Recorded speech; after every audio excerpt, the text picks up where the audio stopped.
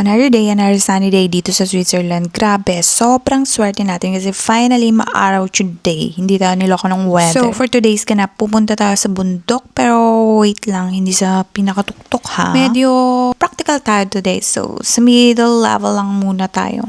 Around 18 euro lang siya. So, times 70 mo na lang.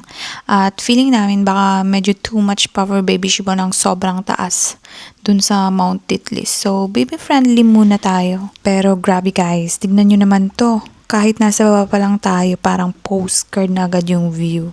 Kita mo yung Alps, yung mga wildflowers, tapos yung mga bahay na parang drawing sobrang cute. So, legit na Swiss Alpine house vibes. Diba? So, ayan na, nasa gondola na tayo at honestly, kahit yung ride packet pa lang sulit na. Diba? 18 euro lang yan. Kita mo buong village sa baba. Imagine, nasa 4,000 plus lang daw yung residence dito. Apaka-peaceful naman. So, parang walang stress yung buhay dito, no? So, ayan.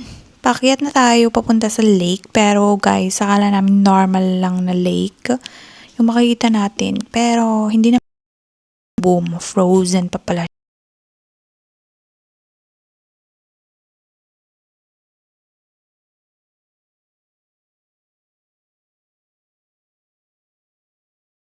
Hindi ka talaga nagpapatalo sa views. Okay, enjoy the vlog. Babush!